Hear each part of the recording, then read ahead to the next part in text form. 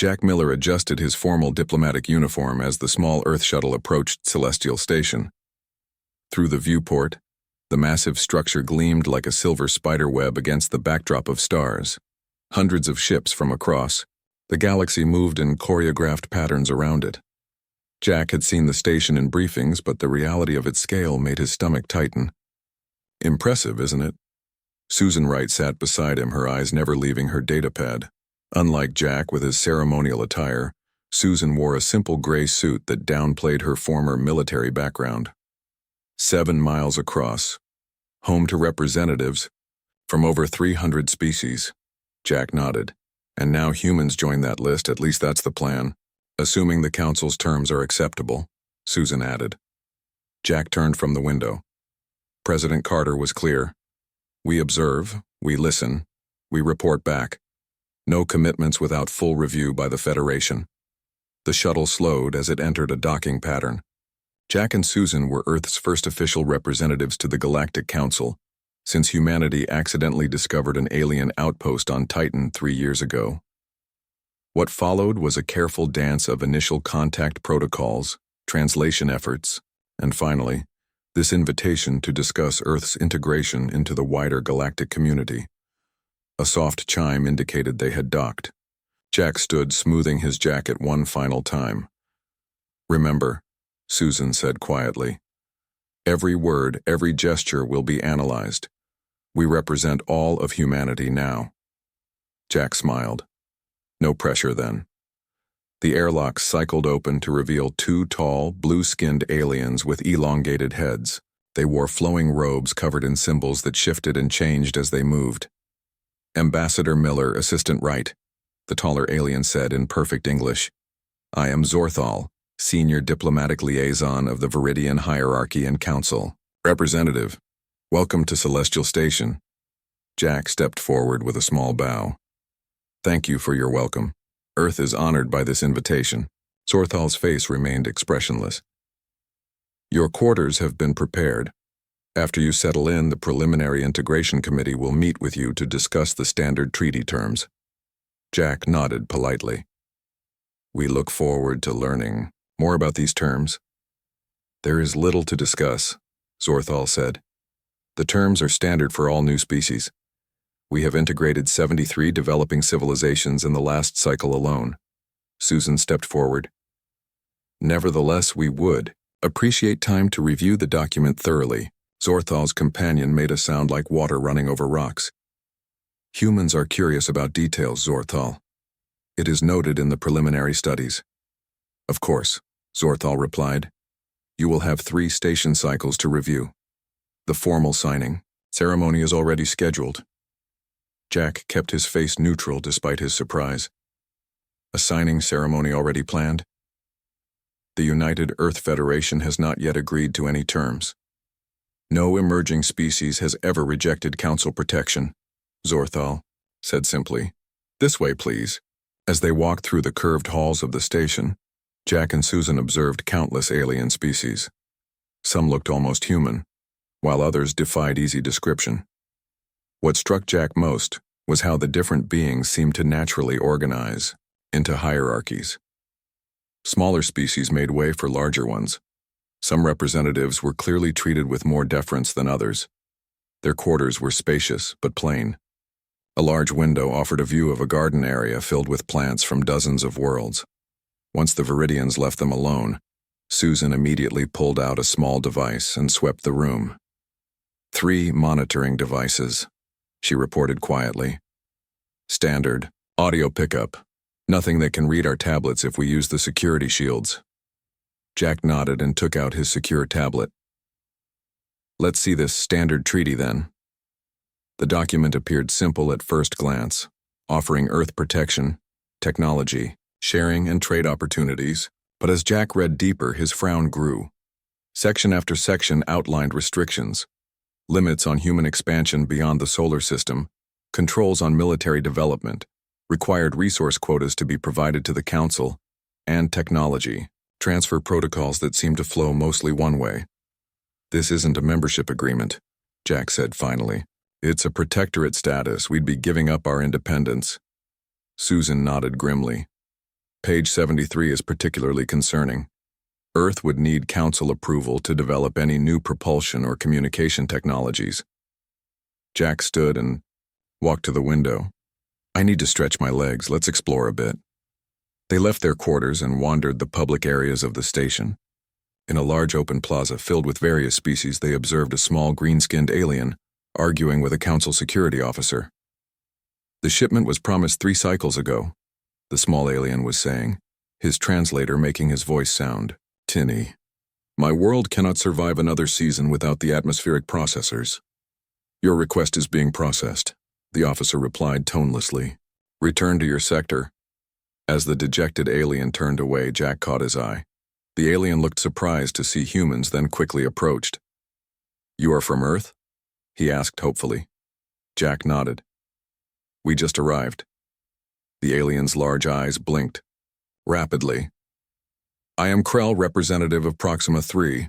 You have not signed yet, have you? No, Susan answered cautiously. We're reviewing the treaty now. Krell leaned closer. Do not. A loud tone interrupted him. The Council security officer approached. Proxima representative, return to your sector immediately. Krell backed away. Consider our fate, he whispered before hurrying off. Later, in a dining area, Jack and Susan sat at a corner table speaking in low voices. I've accessed some restricted data, Susan said, her neural implant allowing her to bypass basic station security. Proxima 3 signed their treaty 30 years ago. They were a developing industrial civilization, like us. Now they're struggling with resource depletion. The Council takes 90% of their mineral output. Jack watched as various alien diplomats eyed them from across the room. And I bet they're not the only ones. Far from it, Susan confirmed. Every protected species I can find data on has effectively become a client state. Resources flow to the 7 Council races. Technology trickles down, but never enough to change the power balance. Jack's wrist communicator vibrated with an incoming message. 2 Viridian diplomats were passing their table deep in conversation. Another primitive species to manage, one said to the other in what they thought was a private channel. Jack's translator picked it up anyway. At least the humans have abundant heavy metals in their system. They seem less compliant than expected, the other replied. But they'll sign, they always do. After the aliens passed, Jack activated his secure tablet. He needed to send an urgent message to Earth. The screen lit up as he typed. To President Carter, negotiations compromised from the start. Council treaty offers protection in name only. Multiple species serving as resource colonies. Recommend complete reevaluation of our approach. Request permission to execute Protocol Omega. Jack looked up at Susan, his face grim. I think humanity needs to make a different first impression than what they're expecting. Susan nodded, her eyes moving between the various alien representatives watching them. They've done this dozens of times. They think they know exactly how this plays out. Then, Jack said as he sent the encrypted message, let's show them something new. President Olivia Carter read Jack's message for the 3rd time, her face growing more serious with each pass. The emergency meeting room beneath the White House was silent as the 12 men and women of Earth's Security Council waited for her response. Ambassador Miller isn't one for exaggeration, she finally said, looking up at the faces around the table. If he says the situation is compromised, I believe him. Defense Secretary Alan Ross leaned forward. Madam President, even if the Council's offer is exploitative, we should consider accepting their terms temporarily. We're talking about an alliance of species with technology centuries ahead of ours. And use that time to build up our forces. In secret? Asked Foreign Affairs Director Patricia Lee. The Council would detect that kind of activity. Chief Science Advisor Ben Howard cleared his throat. Actually, that may not be true. All eyes turned to him. Our analysis of the alien tech we've studied suggests the Council races are keeping secrets from each other. Their monitoring systems have surprising gaps.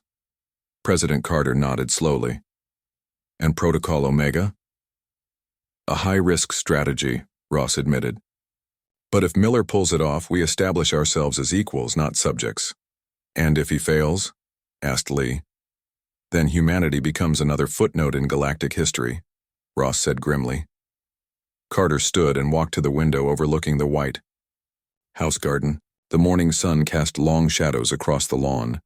Somewhere up there, beyond the blue sky, Jack Miller was making decisions that would shape humanity's future. Send the authorization, she said finally, and activate the Arcturus contingency. If we're going to do this, we commit fully. Back on Celestial Station, Jack and Susan found themselves invited to a formal reception in the Grand Hall. Hundreds of alien representatives mingled under floating lights that changed color with the general mood of the crowd. They're watching us, Susan whispered as they entered. Every major council race has observers here. Jack smiled and waved at a group of tall, mantis-like aliens. Good.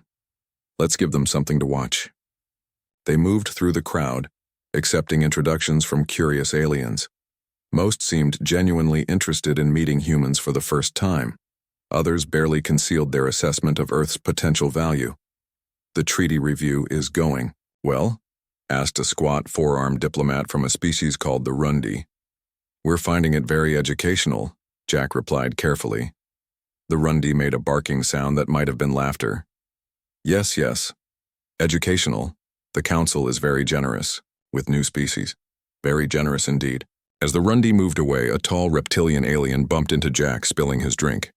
While apologizing, the alien leaned in close. Find me later. Service Corridor B, Level 47, he whispered, too low for translator pickup. I am Xerath of Proxima 30. An hour later, Jack found a reason to step away from the reception. Susan stayed behind to maintain appearances while Jack made his way to the service corridor. The reptilian diplomat was waiting in the shadows. You risk much by coming, Xerath said, his scales reflecting the dim light. But I risk more by speaking to you. Why take that risk? Jack asked. Xerath's vertical pupils narrowed. My world signed their treaty 3 decades ago. We were told of protection, of technological wonders, of a bright future among the stars. His clawed hand made a slashing motion. Lies. All lies. What happened? First came resource assessments, then quotas, then increased quotas. Now my people strip our world bare to feed council demands. Xerath's voice became bitter. Our population is half what it was. The promised technologies arrive broken or outdated. We are not members, we are slaves. Jack nodded slowly. And you're telling me this because? Because in all my years here I have never seen a species reject a treaty. Not once. Xerath leaned closer. But in your eyes I see something different. Something dangerous. What's your advice? Jack asked. If you sign, negotiate hard for specific technologies in writing. And, Xerath paused, looking around nervously. Find allies among the lesser council members. The 7 major powers are not as united as they appear. When Jack returned to the reception, he found Susan in conversation with a group of smaller alien representatives. She excused herself and joined him by a window overlooking the station's central hub. Find anything useful? She asked quietly. Jack described his meeting with Xerath. Susan nodded thoughtfully. It matches what I've found. The council structure has deep fractures. The Viridians and Xanthi dominate, but the 5 lesser council races chafe under their leadership. Jack watched as Zorthal entered the reception, immediately drawing attention and deference from the crowd. So they maintain control through these protection treaties. New species provide resources, becoming dependent, while never gaining enough technology to challenge the status quo. Exactly, Susan confirmed. And there's more. I've accessed their resource surveys of our solar system. She discreetly showed him her datapad. Earth isn't their primary interest. They want the asteroid belt and the Jupiter moons. Rare elements, crucial for their quantum communication technology. Jack's wrist communicator vibrated. A message from Earth. He read it quickly, then deleted it. Protocol Omega is authorized, he told Susan in a near whisper. And the Arcturus contingency is in place. Susan's eyes widened slightly. Are we really doing this? President Carter thinks we can pull it off. Jack straightened his uniform. The formal negotiation begins tomorrow. We need to prepare. As they left the reception, Jack noticed Zorthal watching them with an expression that might have been curiosity. The Viridian diplomat raised a long-fingered hand in acknowledgement. Jack nodded back politely, hiding his true thoughts behind a diplomatic smile. Tomorrow would change everything, not just for humanity but for the entire power structure of the galaxy. If they succeeded, Earth would forge a new path.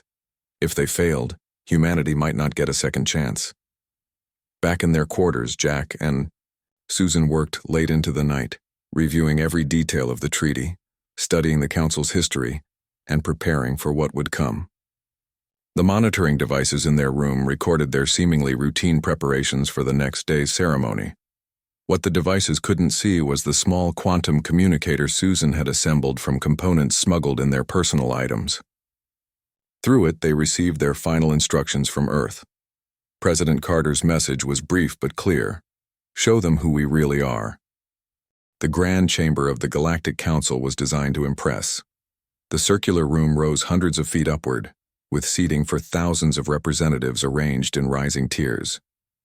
The 7 High Council members sat on elevated platforms, at the center. Below them was a speaking floor where ceremonial events took place. Jack straightened his formal diplomatic uniform as he and Susan waited in the antechamber.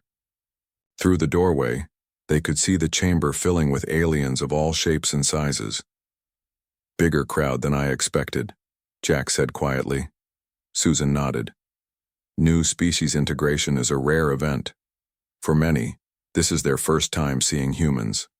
Soft tones sounded and Zorthal appeared at the doorway. The blue-skinned Viridian wore elaborate ceremonial robes today, with moving patterns that seemed to ripple like water. It is time, Ambassador Miller, he said.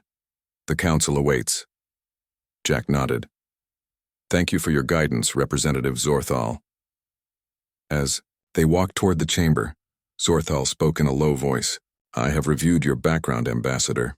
Your reputation on Earth as a straight shooter. This is admirable, but the Council appreciates subtlety and tradition. Jack smiled. I'll keep that in mind. They entered the chamber to a buzz of curious murmurs. Thousands of alien eyes watched as Jack and Susan were led to the center of the speaking floor. Above them, the 7 High Council members looked down with expressions ranging from boredom to mild interest. The oldest-looking council member, a gray-skinned Xanthi with multiple eye stalks, raised a gnarled hand. The chamber fell silent. We welcome the representatives of Earth, the Xanthi said, his translator making his voice boom throughout the chamber. I am High Counselor Vexorn. Today marks Earth's formal integration into the protection of the Galactic Council, joining hundreds of developing species under our guidance. Jack bowed respectfully but remained silent. The standard integration treaty has been provided, Vexorn continued. Ambassador Zorthal reports you have reviewed it. We shall proceed with the signing ceremony. Zorthal stepped forward, holding a transparent tablet. The treaty glowed on its surface, waiting for Jack's thumbprint. Ambassador Miller, Zorthal said formally, on behalf of Earth, do you accept the protection and guidance of the Galactic Council, as outlined in this treaty? The chamber was completely silent. This was traditionally the moment when new species representatives simply said yes and pressed their thumb to the tablet. Jack looked at the tablet, then up at the council members, and finally across the vast chamber at the watching representatives. His next words would change everything. Before I respond, Jack said clearly, I request the right to address the full council. A murmur ran through the crowd. Zorthal's expression flickered with surprise. This is unusual, Vexorn said, but permitted. Proceed, Ambassador Miller. Jack stepped forward, moving away from the signing table. Susan stayed back, her hand resting casually near a small device concealed in her pocket.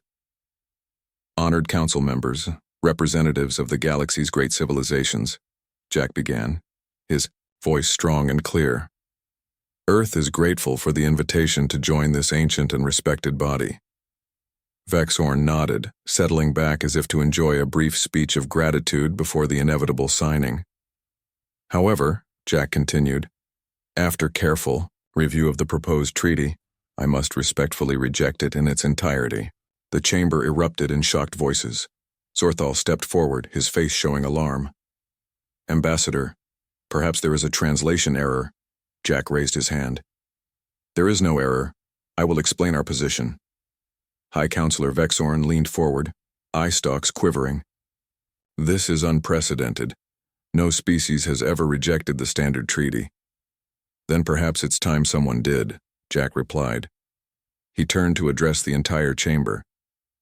The treaty offered to Earth is not an agreement between equals. It is a thinly disguised form of subjugation. The noise in the chamber grew louder.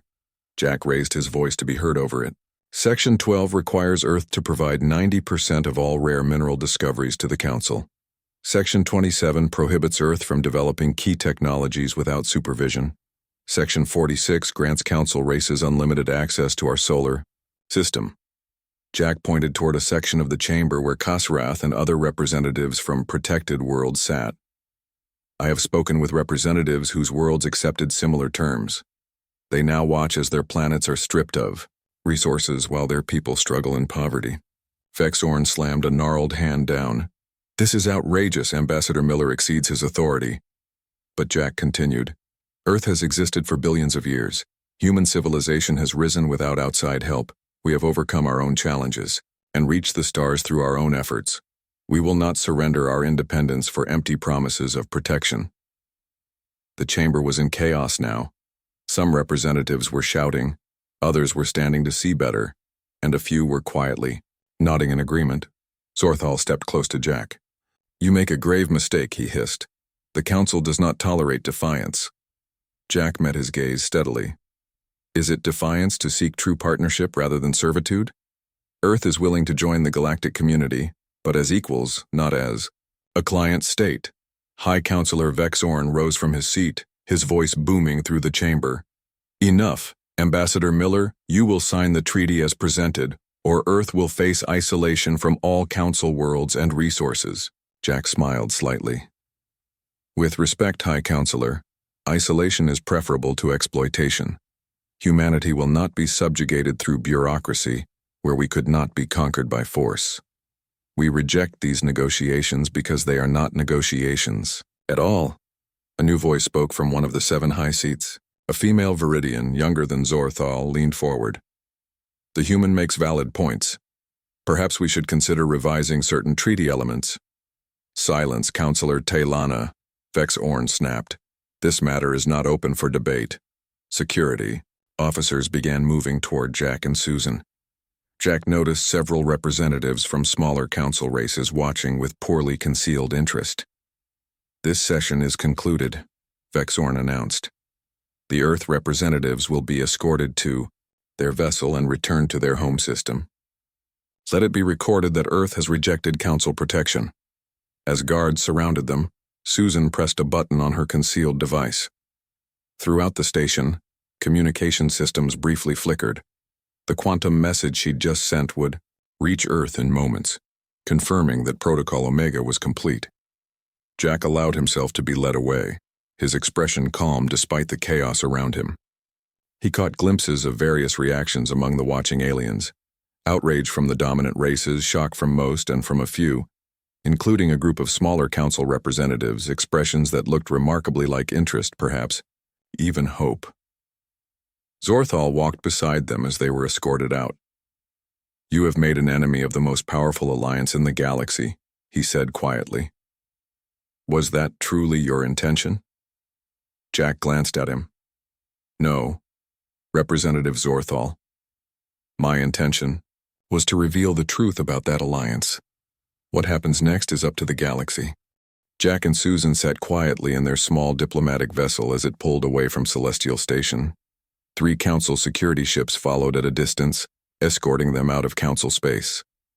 Through the viewport, the massive station grew smaller against the starfield. Well, Susan said, breaking the silence, that went about as expected. Jack smiled slightly. You mean the part where we insulted the most powerful political entity in the known galaxy? Or the part where they kicked us out? Both. Susan checked her instruments. Council ships are maintaining distance, standard escort formation. Jack leaned back in his chair. They want to make sure we go home with our tails between our legs. Show other species what happens when you defy the Council. Little do they know, Susan replied with a small smile. They traveled in silence for several hours, heading toward the jump point that would allow them to return to Earth. The Council, escorts maintained their position, never communicating but always present. As they approached an asteroid field marking the boundary of this sector, Jack checked the time. We should be in position in 5 minutes. Susan nodded and began typing rapidly on her console, initiating a series of commands shielded from outside detection. Ready when you are. Jack opened a communication channel. Council escort vessels, this is Ambassador Miller. We appreciate your hospitality.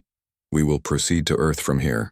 There was no reply, but the Council ships maintained their distance, clearly intending to watch until the Earth vessel made its jump.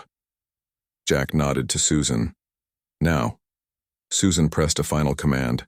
The ship's energy signature suddenly changed, emitting a pattern that scrambled the Council ship's sensors for a few crucial seconds.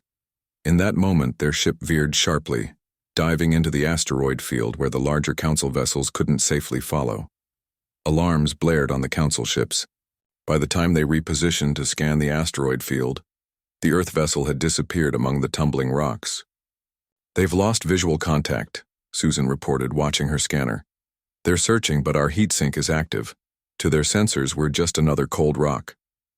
Deep within the asteroid field, their ship approached what appeared to be a larger asteroid. As they drew closer, a section of the rock slid open, revealing a hidden bay. The Earth vessel slipped inside, and the opening closed seamlessly behind them. Inside the concealed hangar bay of the human research vessel Nova Venture, Captain Lisa Garcia waited as Jack and Susan emerged from their ship. Unlike their diplomatic vessel, the Nova Venture was a state-of-the-art scientific ship with advanced stealth technology. Ambassador Ms. Wright, welcome aboard, Captain Garcia said with a crisp salute. Your performance at the Council was broadcast throughout human space. Quite the show. Jack returned the salute. Thank you, Captain. Status report? While the Council was focused on your diplomatic drama, our ships have made contact with 14 non-Council species, Garcia reported as they walked to the bridge. 7 have already expressed interest in direct talks. Susan looked impressed. The Arcturus contingency is working even better than we hoped. On the bridge, screens displayed the positions of Council vessels still searching the asteroid field. The Nova Venture, with its revolutionary hull design and energy-dampening systems, was completely invisible to their scans. What about Earth? Jack asked. Any Council response yet? Captain Garcia nodded grimly. 3 Council warships entered the solar system 6 hours ago, a show of force according to their communication. Jack frowned. And our defense fleet? A smile spread across Garcia's face, revealed itself. All 47 ships that have been hiding behind the moon for the past year. The Council vessels were surprised. Jack and Susan exchanged satisfied looks. For years, Earth had been projecting an image of limited space capability while secretly building a substantial fleet. The Council thinks we rejected their protection because we're naive, Jack said.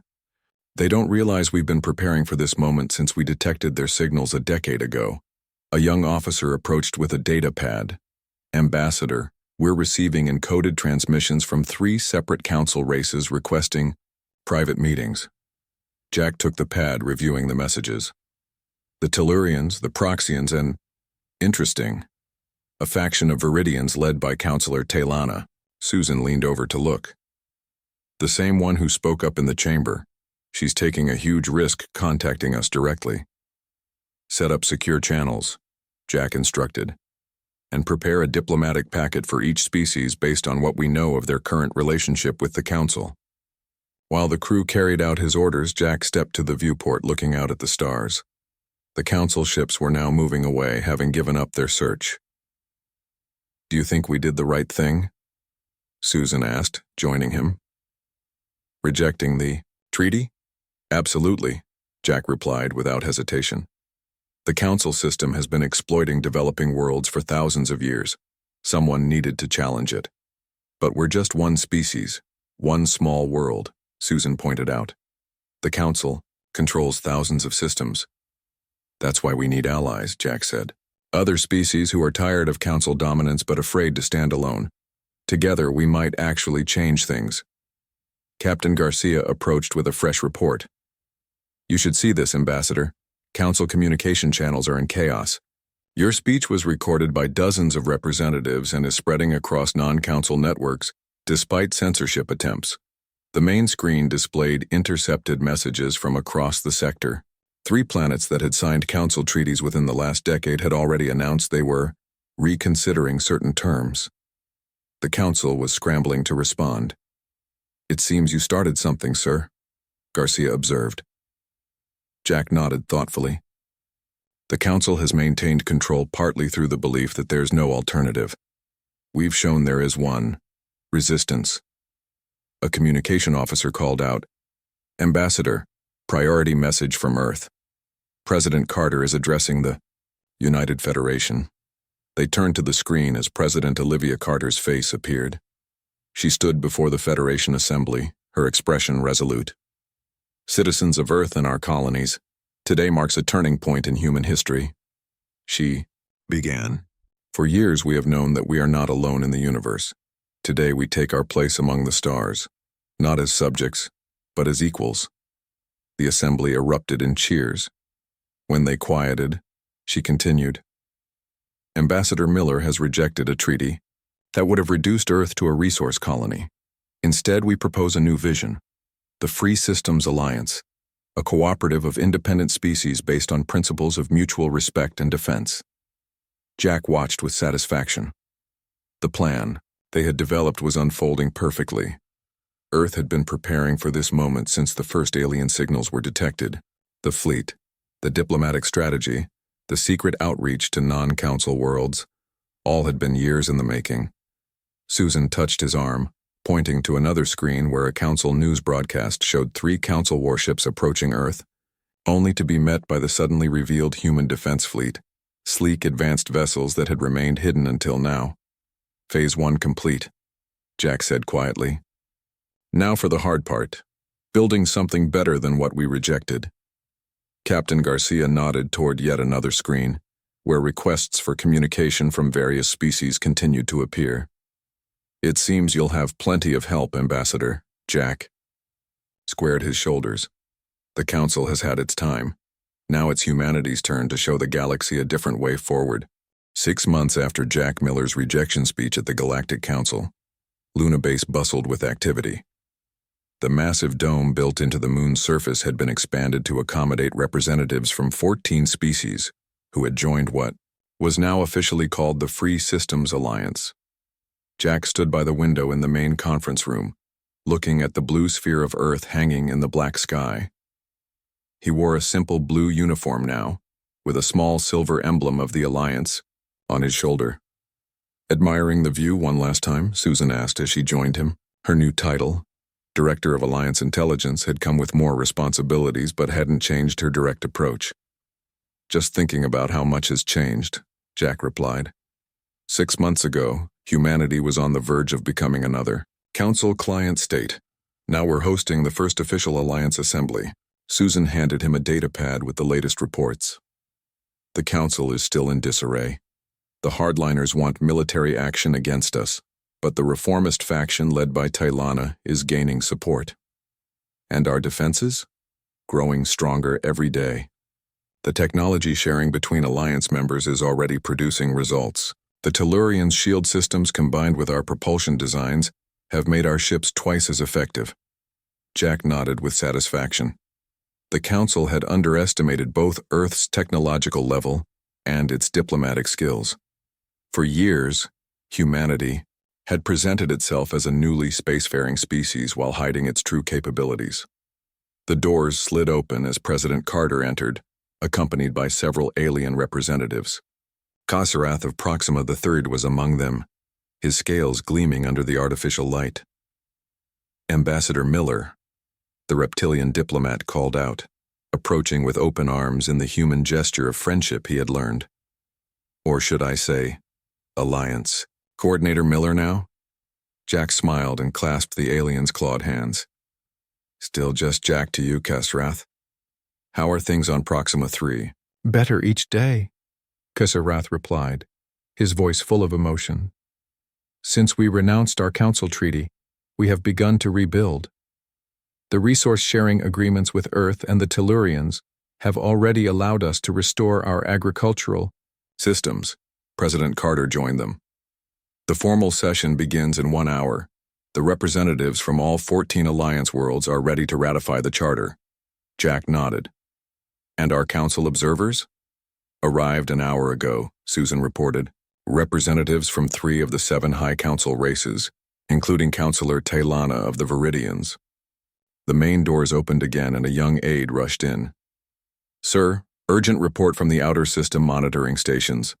A council battle group has just arrived at the edge of our solar system. The room fell silent. Jack exchanged glances with President Carter, who nodded slightly. How many ships? Jack asked calmly. 27 vessels, including 3 Xanthi dreadnoughts, the aide reported. They're transmitting a demand to speak with Earth's leadership. Jack straightened his uniform. Well, let's not keep them waiting. In the control center of Luna Base, Jack and President Carter faced the main screen where the image of Fleet Admiral Dex Val of the Xanthi appeared. The Admiral's multiple eye stalks quivered with barely contained anger. This unauthorized alliance ends today, the Admiral announced without preamble. The Council has determined that Earth has violated multiple galactic protocols by establishing direct relations with Council Protectorate worlds. President Carter stepped forward. Admiral, Earth rejected Council authority 6 months ago. We have violated no treaties we ever signed. Your rejection was noted, but is meaningless, Dex Val replied dismissively. Earth will disband this alliance immediately and submit to Council authority, or face the consequences. Jack moved beside the President. Admiral Dex Val, I suggest you check your tactical displays before making threats. The Admiral paused, eye stalks twitching as reports came in from his ships. On a smaller screen in the control room, Jack could see the Admiral's expression change as he realized that his battle group was now surrounded by over 60 ships, not just from Earth, but from all Alliance worlds. This is your final attempt at intimidation, Jack said calmly. It won't work any better than the last one. Admiral Dex Val's image flickered as he prepared to respond, but Jack cut him off. Before you decide on your next move, there's something I'd like to show you. Jack nodded to Susan, who activated a sequence on her console. Throughout the solar system, dozens of communication arrays simultaneously powered up. What you're witnessing, Admiral, is the activation of humanity's first, faster-than-light communication network, Jack explained. Technology the Council claims is centuries beyond our capability. The Admiral's eye stalks went rigid with shock. Impossible. Your species has only had spaceflight for decades. Jack smiled. The Council has a habit of underestimating primitive species, Admiral. Earth has had the theoretical framework for quantum entanglement communication for over 50 years. We simply saw no reason to reveal our true technological level to a Council that would only exploit it. President Carter stepped forward again. We invite you to witness the formal founding of the Free Systems Alliance, Admiral. Then you can report back to the Council that a new era has begun, one where cooperation replaces domination. The stunned silence from the Admiral spoke volumes. Finally, he replied, I will observe. But the Council will not accept this challenge to its authority. After the communication ended, Jack turned to President Carter. They'll be back with a larger force once they regroup. Carter nodded. By then we'll be even stronger. The Alliance is growing faster than we anticipated. 5 more species have requested membership this week alone. In the Great Assembly Hall, representatives from all 14 Alliance worlds gathered for the historic signing ceremony. The observation gallery held diplomats from dozens of other species, including several council races who had come to witness this unprecedented event. Jack stood at the center of the assembly, the Alliance Charter displayed on a large screen behind him. As the founding coordinator, he would speak first before the signing began. Representatives of the Free Systems Alliance, honored observers, he began, his voice steady and clear.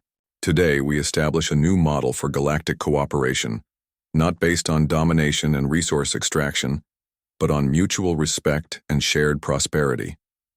He looked around the room, meeting the eyes of various alien representatives who had taken the bold step of breaking away from Council control. The Galactic Council has ruled through fear and division for thousands of years. They've kept species isolated from each other, dependent on Council technologies, and bound by exploitative treaties. Jack gestured to the Alliance Charter behind him. This document establishes a different path: equal voting rights for all member worlds, shared defense responsibilities, open technology exchange, resource cooperation instead of exploitation. In the observation gallery, Counselor Taylana of the Viridians watched with interest. Next to her, representatives from several protected Council worlds listened intently. Some say this alliance cannot last, Jack continued. That species too different cannot work together as equals. We intend to prove them wrong. The signing ceremony proceeded with representatives from each world adding their mark to the charter. When it was complete, Jack stepped forward one last time. The greatest negotiation is sometimes the one you walk away from, he said, his words echoing in the quiet hall.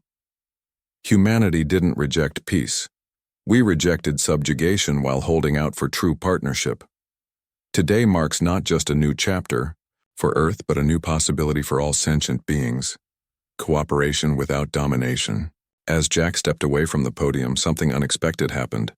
The representatives from all 14 worlds rose to their feet in what humans would recognize as a standing ovation. More surprising still, many of the observers from Council worlds joined them. Susan appeared at Jack's side. "Not bad for a diplomat who refused to negotiate," she said with a smile. Jack watched as representatives from different worlds, species who had been kept apart by Council policy for centuries, began to interact freely.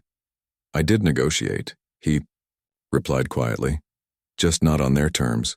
In the observation gallery, Counselor Taylana approached the railing. Her eyes met Jack's across the room, and she gave a small nod that contained both respect and warning. The Council was not defeated, merely shocked. The real work of building a new galactic order was just beginning. Jack returned the nod. Humanity had taken its first real step into the wider galaxy, not as servants or subjects, but as architects of a new future. Whatever challenges came next, they would face them together with their new allies. The rejected negotiation had led to something far better than anyone could have imagined: a true partnership of free worlds ready to chart their own course among the stars.